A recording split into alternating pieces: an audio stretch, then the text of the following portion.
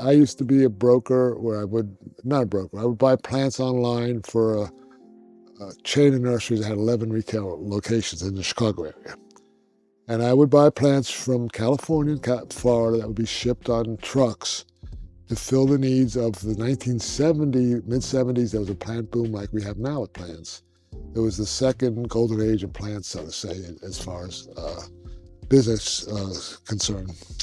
And I get stuff from lots of different nurseries. They come on, sometimes on one truck, it'd be from 4 different nurseries, and we'd unload it, go through it, and we distribute it to the other stores through their own trucking system and everything. I would just talk on the phone and order plants.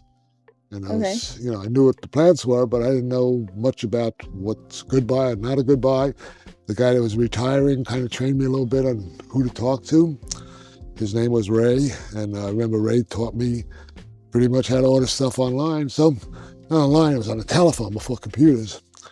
Well, these plants would come in, and if it was something interesting, I would want to buy it if I saw something that's different. And there was one Monstera that was a kind of a shinier leaf than the others, but had some 2 or 3 specks along one leaf. It was not anything like this, but it just had like, a green leaf with a marking on the side or something.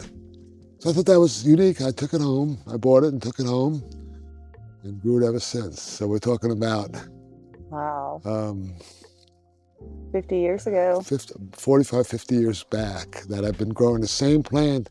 It ended up morphing into something like this, and I knew I had something special. I had no idea it was anything but another variegated Monstera.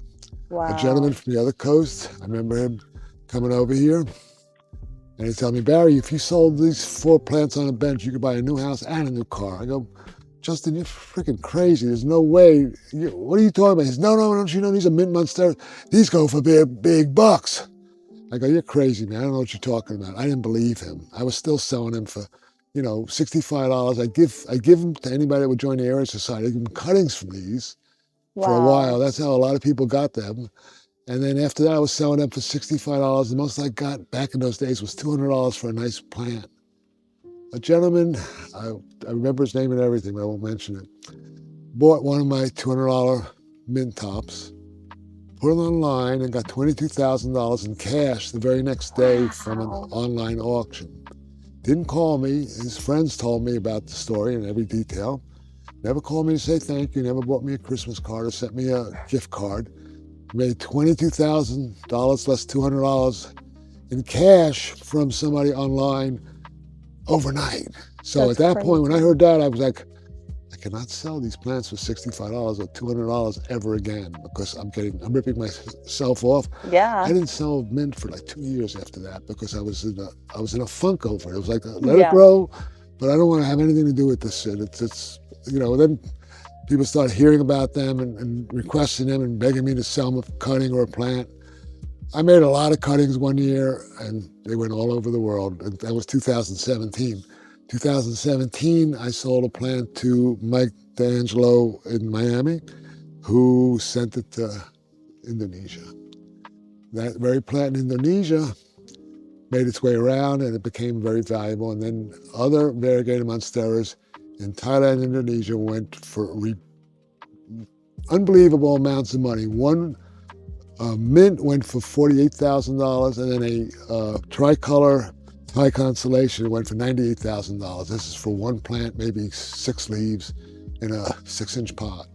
So these plants have great value. Anyway, the plant that was sent over to Indonesia ended up winning a big flower show in Indonesia. Wow. And they had a poster with the whole story of it, saying in 2017, Mike D'Angelo in Florida sent this plant originating from Barry Schwartz's collection to Indonesia, and it won this orchid and plant show in Indonesia. It was a big deal. They had a whole picture of the winning plant. It was this guy, Jim Rimland from Costa Farms, went to that show in Indonesia, and he came back with pictures, and he showed me pictures.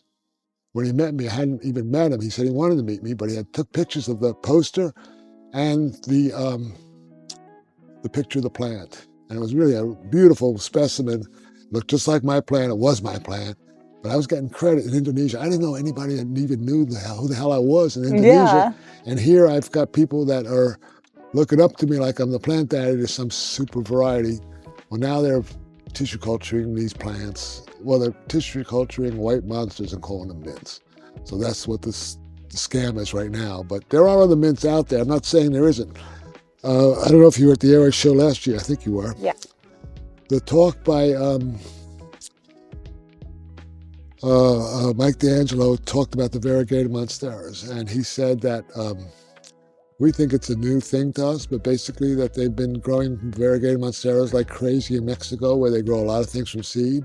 And it's really not unusual to find different clones in landscapes in Mexico at this point in time. Making me want to go to Mexico and look for Monstera clones. Yeah. But I thought it was really interesting that they're just across the border, a great supply of them. We're sending them all over the world, being tissue cultured and everything like that. Yeah. But it's interesting to hear about stuff that you're involved in. Yeah. I'm involved in all this.